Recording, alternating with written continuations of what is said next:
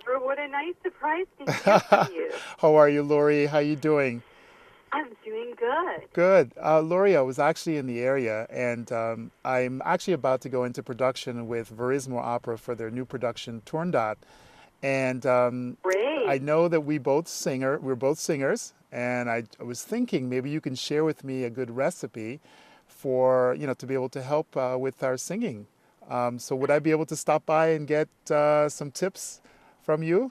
Absolutely. Come on up and I'll show you how to make Jewish chicken soup. Oh, that sounds really good. Jewish chicken soup. I'm coming right over. I'll see you in a few. See you. All right, Bye. thank you. Oh, I can cook too. On top of the rest, my seafood's the best in town. It's the best. Yes, I can cook too. My fish can't be beat. My sugar's the sweetest around. I'm a man's ideal of a perfect meal, right down to the demitasse. A cup of Java. I'm a pot of joy for a hungry boy. Baby, I'm cooking with gas, 'cause this is a lady. That girl, just a Wilson, I guarantee. You'll never be as good as me.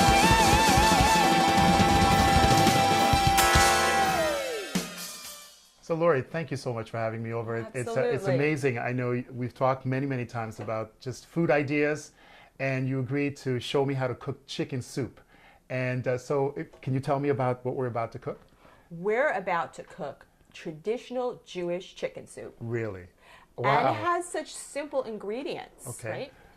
And Awesome. we have a parsnip, a turnip, a few carrots, onions, garlic, and we'll just add the chicken to that later. Awesome. And some herbs. So would you like to start making? Absolutely. All Can right. I help you? Yes, absolutely. Okay, so what can I here do? we go. Well, oops. I think we need to cut a little bit away of this. Okay. Right? Just and show me then what to do. Start peeling it. So, Awesome. I'll do maybe that. cut that part of it away. And I will grab the rest of the stuff and maybe start peeling some carrots.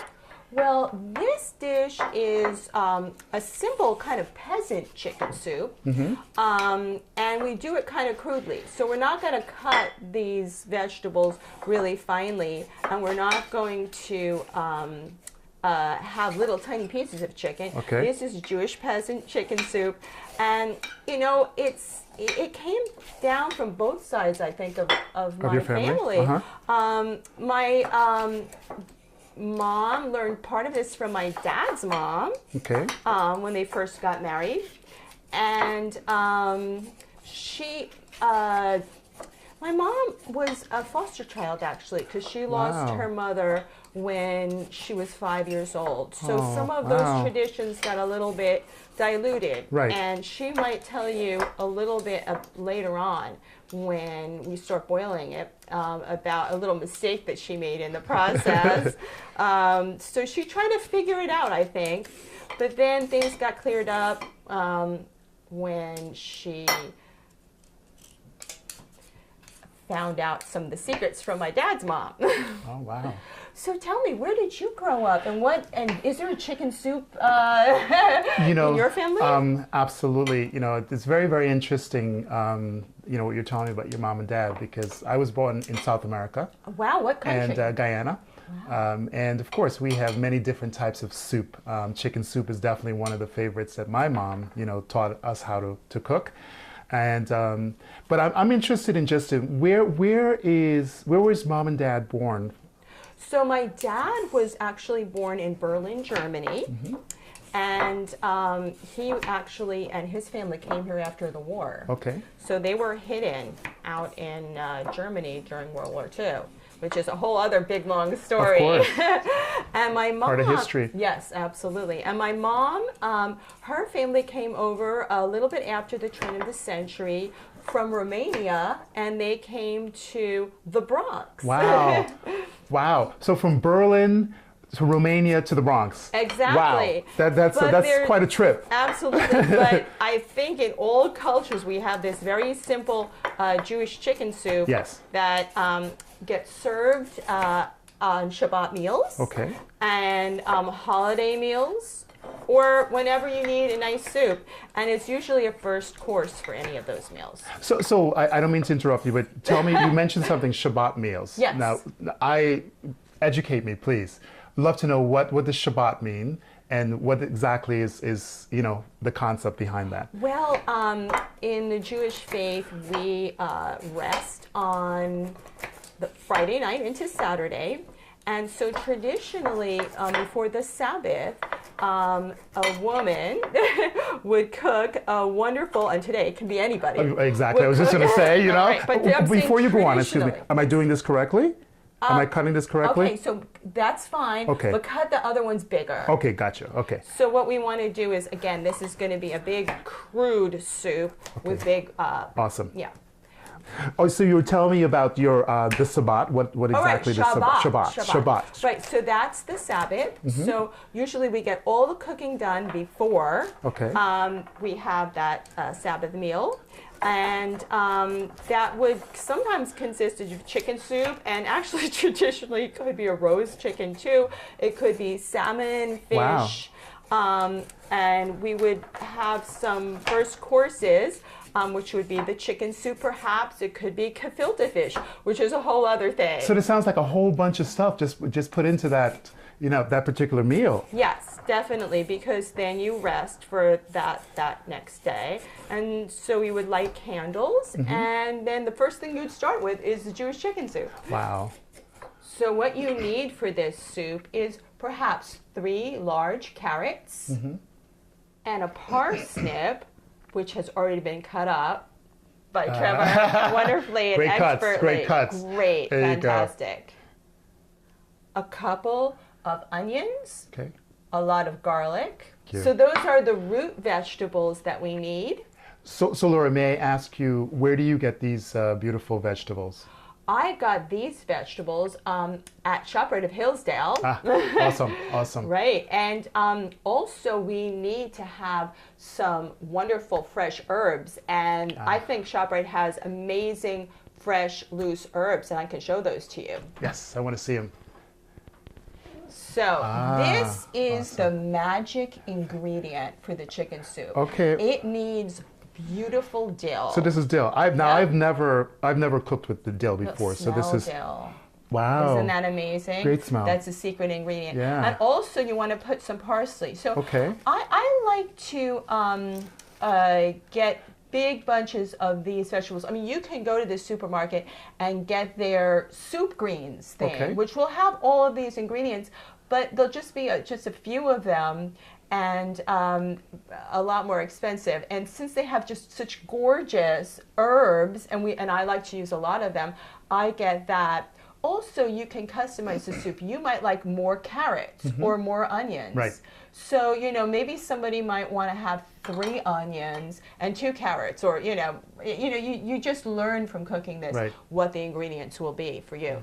Good. Because what we're going to do is finish cutting up these vegetables, right? Okay. We're going to put them on the fire and start to cook the chicken. Okay. And once that's cooking, we'll start to add some of this because we want this to be fresh. And we can even save a little bit of dill, so every time you reheat the soup or right before you're having it, you'll drop some in so you have really fresh herbs in there. Wow. So this is really exciting, because I believe that if cultures sat down and ate each other's meals, the world would be such a better place. Absolutely. And it's really good to be able to sit across from you and hear about how you grew up, and the Jewish chicken soup that Mom taught you, that came from Berlin and across the world, in Romania. It's really awesome. Now, one of the things I do want to ask you, because I know that was really important to my mom's chicken soup, was dumplings. Do you add dumplings to this? Like flour dumplings? Is that something that you add as well? That is something. We can add dumplings to it, and we could add matzo balls. But I think matzo balls require a certain expertise, and we can. I'm not really a matzo ball expert. Usually, I just use egg noodles, which we can show afterwards. Awesome. But you can add rice to it. You can add dumplings to it. You could add matzo balls. Like I said, and that would be a whole other show how to make the matzo balls. Sure. But for today, I think we're going to make the soup, and then we can add some small egg noodles to it because those are also very helpful. It's beautiful. Okay, great. So am I doing this correct? Yes. Correct? Well, Okay. actually, or you could peel it. Just peel it? Okay. I would peel it and then chop it up. Okay. You know, believe it or not, I have never cooked these vegetables like this. I've never cooked You've never before. used that root vegetable? And, no, I've never have. So this is a first for me, which is exciting. Yeah. Can't wait to taste it. I used to grow the turnips when we lived in England. You Turnips lived in England too? I did. You're kidding me. When did you live in England? I never lived in England, but because I grew up in Guyana, it's a British colony. Right. So of course we had British accents, right? So people. Have you lost your British I accent? must say, jolly. But many times people have asked me in the past if I came from Britain. Oh, and, okay. No, but I have visited Britain. It's a beautiful place. Absolutely. Well, So when did you live in Britain? I lived in England between 2002 and 2010. And we lived in a little place called Hampton Wick, which is close to Kingston upon Thames. And that's in southwest London. Awesome. Beautiful. And they have a whole other food tradition there. I'm sure but they actually, do. I have a lot of cousins that are from that area. Because when my dad's family left Berlin, some people came to America, to New York. Some people escaped to England. Some people to Australia. Wow. And made it through. Some people, I think, went directly to Israel, but some people went to other places as well. So people went all over the world. All over the world. South America, Yes. Argentina, Canada. So I have family all over the world. That's wonderful. So you can actually vacation and stay at these places without having to go in a hotel, maybe? I could. I could. I have Cheap open travel. I have open invitations to places like that's amazing. Brazil that Oh I've my never. gosh. Can I come with you? Well, it would be a lot more fun if you did come with me. To Brazil, Australia, where I've never been. So those are all plans to go in the future. So tell me a little bit about where you grew up in Guyana. But you were only there was a little kid, right? So So Guyana is a country actually in South America, north east of the country, in the top tip of the country, and it's almost the size of New Jersey, believe it or not. Okay. And, wait, the whole country? Yes, It's the size of New It's Jersey? the size of New Jersey, Wow. and 80% of it is actually still rainforest. So that's so wonderful. it's a beautiful country known for its natural, habitat, birds and minerals. It's quite a beautiful country. But what I loved about Guyana was the fact that I grew up on a street called Howes Street in Guyana. Wait, Howes? Howes, yes. Okay. Howes, Howes Street in Guyana. And it was just such a unique experience because I think there I learned my appreciation for the cultures of the world. So I grew up on this street where I had probably 7 different cultures that lived perfect. around me. Across the street I had an Indian family, down the street I had a Portuguese family. Are you and- going to start to cry? Oh, yes, probably a perfect time for me to start to cry. Right on cue. But, I grew up with such a great appreciation for the cultures of the world. And of course, for food. Oh, boy. Oh, absolutely. And it helped too that Mom was a great cook. And one of the things that I love about my family is that, of course, in every family, I think people get certain strengths from their parents. And my oldest sister, whose name is Kathleen, is a great cook. So she actually got the mantle of making a lot of my mom's special foods. Where is she now? So Kathleen is now retired, and she is actually in Florida. Oh, wow. And so she comes up seasonally, she comes up when it's warmer, of course. So I would just go like that. Okay, gotcha. and then like just, that. Wow, okay. Like really crude. Okay. And oops, and actually we can just start to add that Those are in big here. chunks. I know, they could be, maybe they're a little bit too big. Okay. But something like that. Okay, great. But you might just like, after this boils, you might just have in your plate like a bunch of, like an onion like that. Okay, okay. You know, because we're going to boil them up really soft. Okay, great. So it's kind of crude. It's kind of like when you've seen people make guacamole. Like you might like make it really smooth, or you might just leave the chunks in there and make it crude, and then it would be sort of more authentic. Yes, yes, absolutely. We want to be authentic. That's what we we're absolutely doing. want to be authentic. So Lori, I'm going to continue to cut this onion. Yes, cut big chunks. Okay, awesome. And just curious, so is chicken broth part of this this recipe process? Because I know I go to supermarkets and I get a lot of pre-made chicken broths. And No, the chicken broth comes from the chicken that awesome. comes So you in don't there. even have to do so any of we're that. gonna oh no, not at all. Okay. And so we're gonna stick chicken. We're gonna make a broth and a bone broth, which is very, very healthy. Awesome. All right, that's good. That's good. good. So I'm gonna dump Thank this you so stuff much. in. Well, yeah, we're gonna put this stuff in, right? Awesome. And then You want to cut that? Well, yeah. Okay, So we're good. gonna cut like maybe this carrot can go into like 5 pieces. Okay. And so yes, so the next step after we get these all in is to get out the chicken.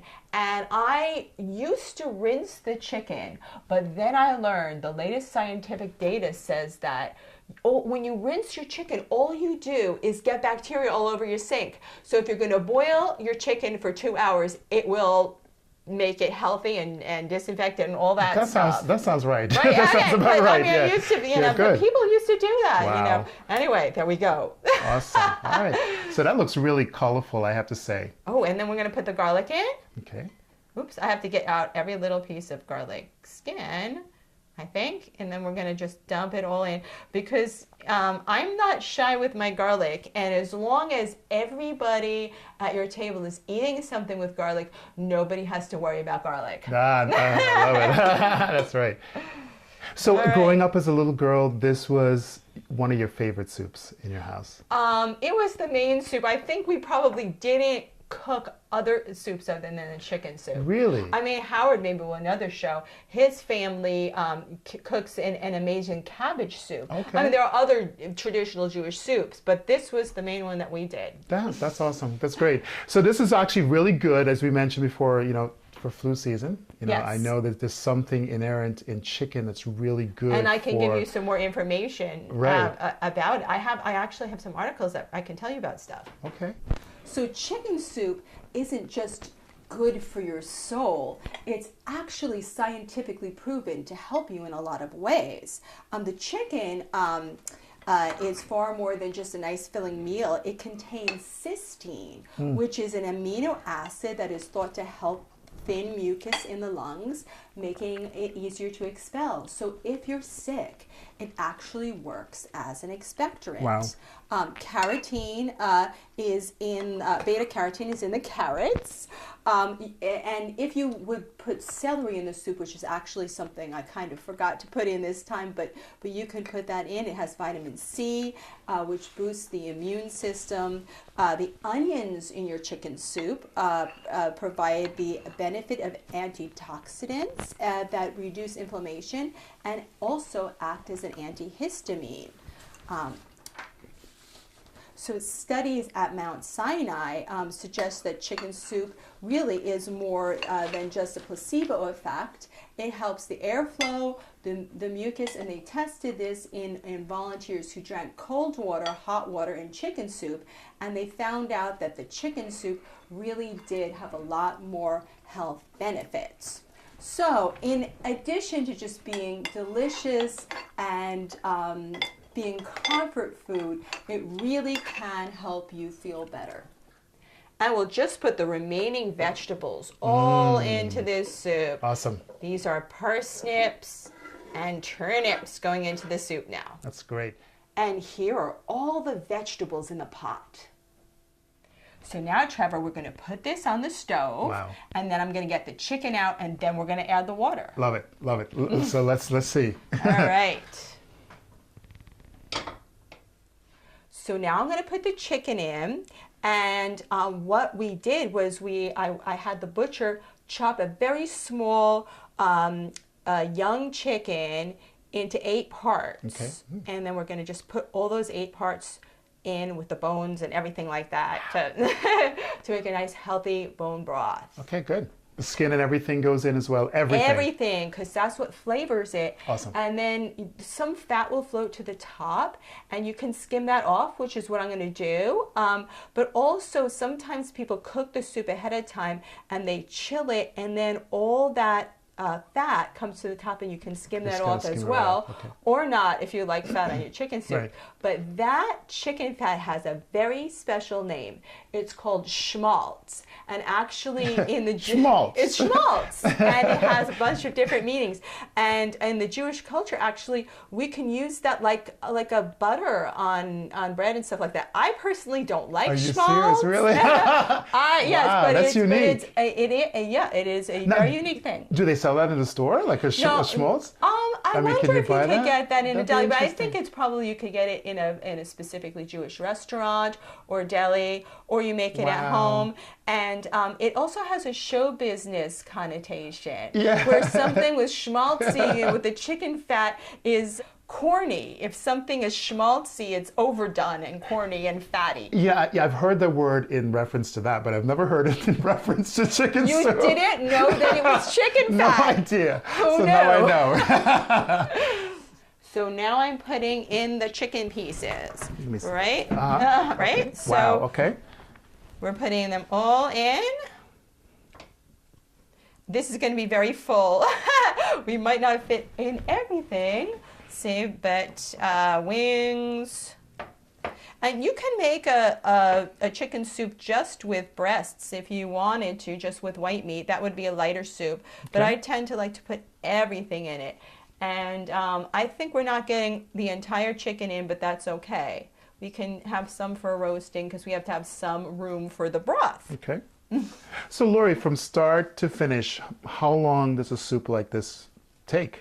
You mean to boil? To cook and from I would say cutting to table. you can simmer it for I think minimum 2 hours. Oh wow. And usually if we weren't chatting, I could probably cut all this stuff up and put it in like 15 minutes. Okay. Okay, Trevor, now I'm going to put about 2 quarts of water into the pot. Okay, great.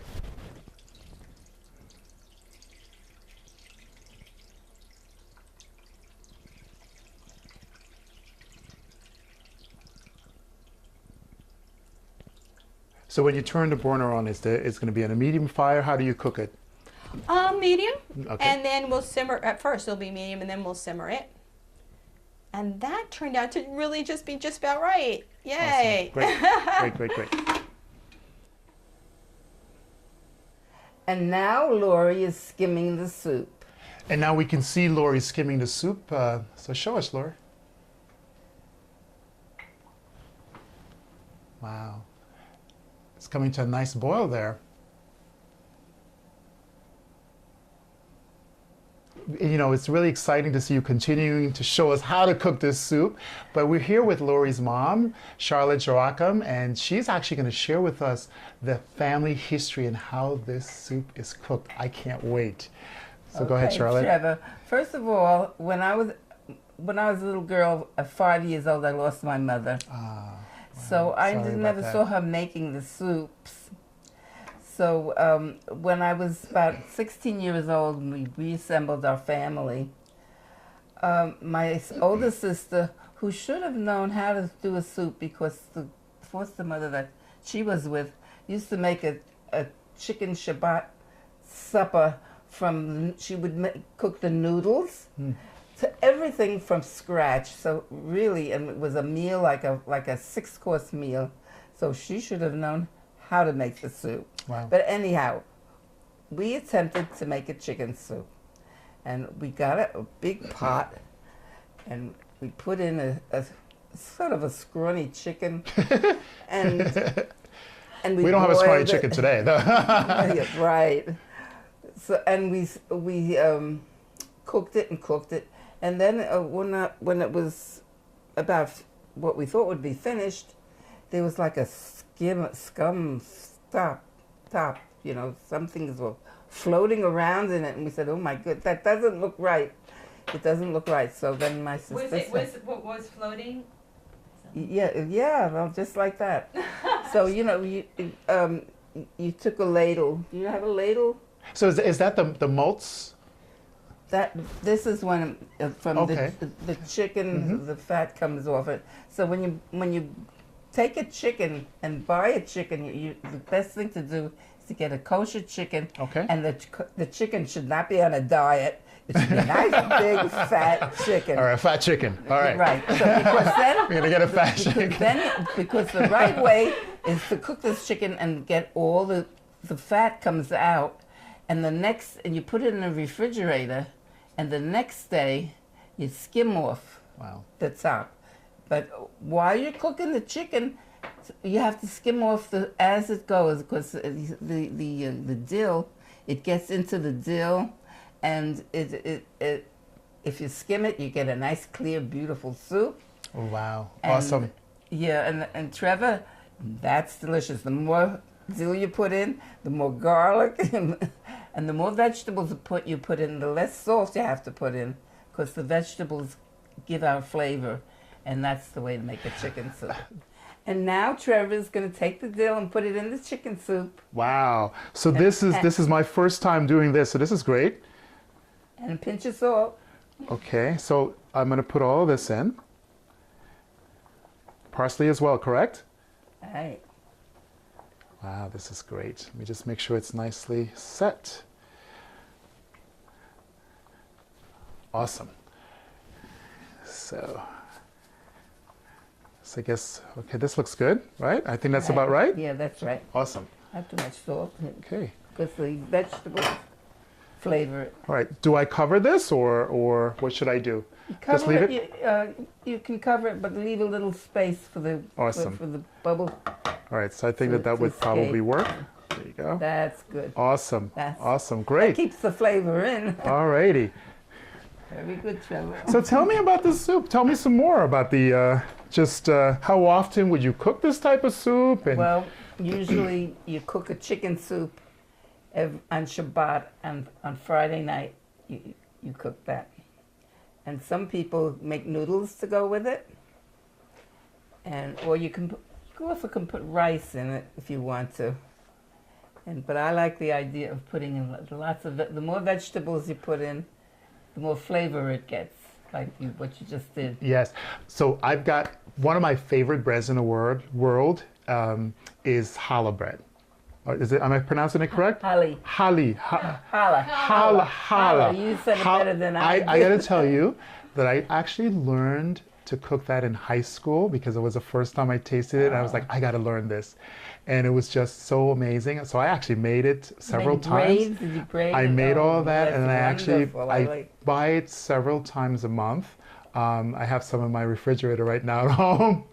So do you use that type of bread with this soup or Yes, okay? And another thing you can do with the challah, you can make French toast out of it. Ah, yes. You ever do that? I have done that. Yes, I have done that. Okay. Yeah. But what I love even better about it, it's just eating it like that without anything because there's so much butter in it and it's so tasty. Mm.